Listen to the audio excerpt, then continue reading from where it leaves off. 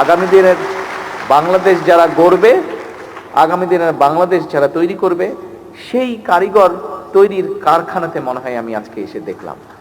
আজকে এটাই হচ্ছে আমার সবচেয়ে বড় পাওয়া। আমরা যারা এতদিন বিভিন্নভাবে চেষ্টা করেছি আমাদের দেশকে গড়তে, আজকে এর মধ্যে আরো কয়েকটি অনুষ্ঠান আমি দেখেছি। কিছুদিন আগে 20শে জুন খুব সম্ভবত আর্মি স্টেডিয়ামে, তোমরা যারা আছো প্রাথমিক বিদ্যালয় থেকে এসছো, তোমাদের অন্য বন্ধুরা প্রায় 22 লক্ষ বন্ধুরা এখানে, বিভিন্ন টিচার আছেন প্রাথমিক বিদ্যালয়ে, আপনারাও নিশ্চয়ই ওয়াকিফল আছেন, এই ব্যাপারটা জানেন যে বাচ্চারা খেলাধুলায় অংশগ্রহণ, ফুটবল ম্যাচ ছিল এবং প্রায় সারা বাংলাদেশে 22 লক্ষ বাচ্চারা খেলেছে। সেই অনুষ্ঠানে আমি ছিলাম, মানে যখন ফাইনালটা হয়েছে আর্মি স্টেডিয়ামে। এর বাইরে এই চিন্ময়ী এখানে হলেই কিছুদিন আগে ইনোভেশন একটা প্রোগ্রাম হয়েছে, সায়েন্স ফেয়ার টাইপের, সেখানেও হাজার হাজার বাচ্চারা সারা বাংলাদেশ থেকে পার্টিসিপেট করেছিল। আর আজকে সব কিছু মিলিয়ে মনে হচ্ছে সত্যি একটু হয়তো আমাদের বেগ পেতে হচ্ছে, কিন্তু ইনশাল্লাহ আমরা বাংলাদেশকে একটা সুন্দর দেশ গড়তে যে কারিগরদের লাগে, সেই কারিগরদেরকে আমরা গড়ে তুলছি আস্তে আস্তে। সম্মানিত উপস্থিতিবৃন্দ, শিক্ষকবৃন্দ এবং আমার বন্ধুরা, তোমাদের সাথে, আপনাদের সকলের সাথে আমি আমার দু একটি বিষয় একটু আলোচনা করতে চাই। নিশ্চয়ই আপনারা কম বেশি সকলে অবগত আছেন যে আমরা সরকার গঠনের আগে আমরা বলেছিলাম শিক্ষা ব্যবস্থাটাকে আমরা কিভাবে গড়ে তুলতে চাই।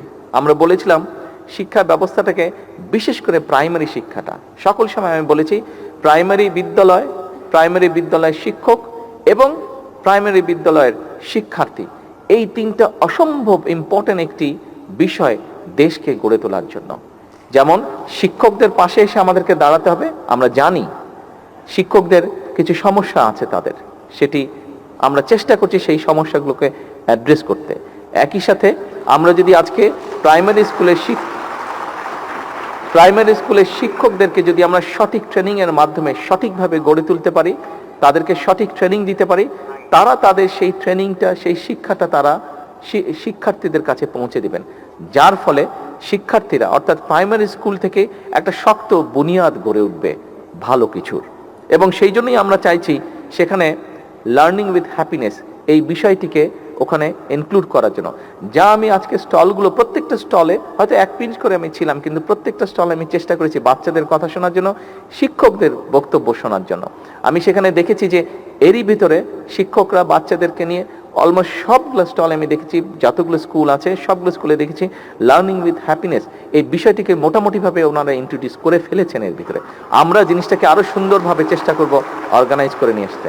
যে সকল স্কুল এর মধ্যে শুরু করে ফেলেছেন, কেউ এসেছেন এখানে, অনেকেই হয়তো আসতে পারেননি, সকলকে যারা এসেছেন তাদের মাধ্যমে, মিডিয়ার আছে এখানে, মিডিয়ার মাধ্যমে আমি সকল বাংলাদেশের সকল স্কুলকে আমি ধন্যবাদ জানাই এই প্রসেসটা শুরু করার জন্য। একটি বিষয়, আজকে এখানে শিক্ষক যারা উপস্থিত আছেন, শিক্ষকের বাইরেও টিচার্স যারা উপস্থিত আছেন তাদের বাইরেও অনেকে এখানে নিশ্চয়ই গার্জিয়ান আছেন, সবাইকে লক্ষ্য করে একটি বক্তব্য, একটি কথা আমি একটি বিষয় উল্লেখ করতে চাই। সেটি হচ্ছে যে দেখুন, আমার মনে হয় একটি স্কুলে দেখলাম যে তারা খুব সুন্দর একটি জিনিস করেছে। লাইট, আমাদের যেরকম ট্রাফিক লাইট থাকে, লাল, হলুদ এবং সবুজ ট্রাফিক লাইট থাকে, ওরকম স্কুলের মধ্যে বোধহয় ট্রাফিক লাইট করেছে এবং ওই ট্রাফিক লাইটের মাধ্যমে তারা বোধহয় ওইটা কন্ট্রোল করে, তারা তখন ক্লাসে ঢুকে যায়, যে কখন ক্লাসে ঢুকতে হবে কখন না। খুব সুন্দর একটি সিস্টেম। কিন্তু এই রকম জিনিসগুলো, অর্থাৎ রাস্তায় চলার সময় লাল দেখলে থামতে হবে, রাস্তায় চলার সময় সবুজ দেখলে যেতে হবে, হলুদ দেখলে থামার প্রস্তুতি নিতে হবে, এই বিষয়গুলো, এই শিক্ষাটি, আমি মনে করি এই শিক্ষাটি শুধুমাত্র প্রাথমিক টিচার যারা আছেন তারাই একমাত্র এটি বাচ্চাদের মনের মধ্যে দিয়ে দিতে পারবেন।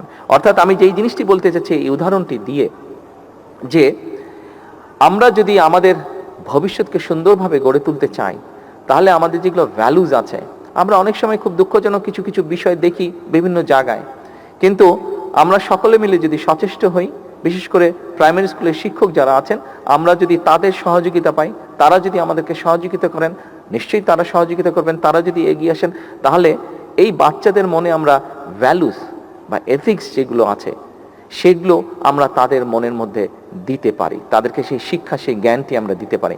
এবং আমি মনে করি ব্যক্তিগতভাবে একটি জাতির জীবনে যদি এথিক্স এবং ভ্যালুস শিক্ষা থাকে, তাহলেই আমরা একটি শক্তিশালী সুন্দর ডিসিপ্লিন একটি জাতি হিসাবে আমরা গড়ে তুলতে পারবো ধীরে ধীরে নিজেদেরকে। আমরা আগামী দিনের সিলেবাসগুলোর মধ্যে আমাদের বিভিন্ন সামাজিক বলেন, ধর্মীয় বলেন, যে এথিক্স বা ভ্যালুসগুলো আছে, পারিবারিক ভ্যালুস বলেন, সামাজিক ভ্যালুস বলেন, ধর্মীয় ভ্যালুস বলেন, এইগুলোকে আমরা ইনক্লুড করতে চাই।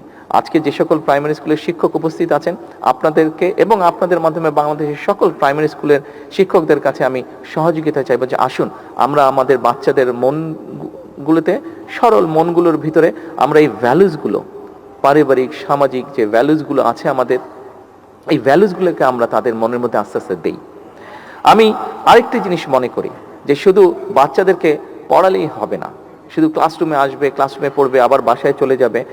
আমি মনে করি তাদেরকে আমাদের কালচার, এই যে আমরা এখানে এত সুন্দর কালচারাল শো দেখলাম, আমরা শুধু এই কয়েকজনের মধ্যে না রাখি সীমাবদ্ধ। আমরা সরকার থেকে উদ্যোগ নেওয়ার চেষ্টা করছি। আমরা যদি শিক্ষকদের সহযোগিতা পাই, নিশ্চয়ই আমরা সেটি সকল বাচ্চার কাছে পৌঁছে দিতে পারবো। কারণ একটি জাতি শুধু যদি শিক্ষা থাকে তাহলে কিন্তু আমার মনে হয় না জাতি হিসাবে তারা শক্ত বুনিয়াদের উপরে গড়ে উঠতে পারবে। শিক্ষার সাথে সাথে যদি কালচার না থাকে, একটি জাতির নিজস্ব, যা শত হাজার বছর ধরে গড়ে উঠে, কালচার বা ঐতিহ্য গড়ে ওঠে, এই বিষয়গুলো আমাদের বাচ্চাদেরকে জানাতে হবে, এই বিষয়গুলো তাদেরকে আমাদের ভিতরে দিতে হবে। অবশ্যই খেলাধুলাটা অবশ্যই থাকতে হবে। আমি মাঝে মাঝে যোগ করে বলি যে বাচ্চাদেরকে দেখবেন বিভিন্ন সময় আমার সাথে যখন বাচ্চাদের দেখা হয়, আমি তাদেরকে পড়ালেখার কথা হয়তো বলি, কিন্তু বেশি করে আমি বলি তাদেরকে খেলাধুলা করতে। কারণটা হচ্ছে, এটার পিছনে একটি কারণ আছে, ডিটেল আমি অতভাবে বলতে পারবো না, যতটুকু আমি বুঝি এবং আমরা জিনিসটা সবাই জানি। আমরা যখন খেলাধুলা করব, দৌড়াদৌড়ি করব, স্বাভাবিকভাবে আমাদের রক্ত চলাচল বাড়বে, আমরা শ্বাস নিব এবং রক্তের মধ্যে অক্সিজেন বেশি যাবে। অক্সিজেন যখন বেশি যাবে, রক্ত চলাচলটা আমাদের ব্রেইনের মধ্যেও যাবে এবং ব্রেইনের মধ্যে যখন যাবে, ব্রেইনটা মোর এফেক্টিভ হবে যখন সে মোর অক্সিজেন পাবে। সেই জন্য আমি বলি যে বাচ্চারা তত শার্প হবে। খেয়াল করে দেখবেন অধিকাংশ ক্ষেত্রে বাচ্চারা তখন বেশি শার্প হয় যখন বাচ্চারা বিভিন্ন অ্যাক্টিভিটিসে তারা পার্টিসিপেট করে। কাজে আমাদের বাচ্চাদেরকে যদি শার্প করতে হয়, তাদেরকে অবশ্যই খেলাধুলা, কালচার, এইসব ইভেন্টে তাদেরকে আরো বেশি পার্টিসিপেট করাতে হবে। আজকে প্রথমেই বক্তব্যের শুরুতে বললাম যে আজকে আমি একটি বৃক্ষের চারা রোপণ করেছি, একই সাথে বহু স্কুল কানেক্টেড ছিল। আমার সামনে একটি বড় মনিটর ছিল, এত বড় না, একটা ছোট মনিটর ছিল, সেখানে প্রায় অনেকগুলো স্কুল কানেক্টেড ছিল এবং প্রায় 2 লক্ষ বৃক্ষ আমরা রোপণ করেছি। আজকে বন্ধুরা, ছোট বন্ধুরা, তোমরা যারা আজকে এখানে উপস্থিত আছো, তোমাদেরকে এবং তোমাদের যে সকল বন্ধুরা আসতে পারে নাই, তোমাদের সহপাঠীরা যারা আসতে পারেনি, সকলের কাছে আমার একটা মেসেজ পৌঁছে দিতে হবে। কে কে পারবে মেসেজটা পৌঁছে দিতে? হ্যাঁ, thank you very much, thank you very much. মেসেজটা কি?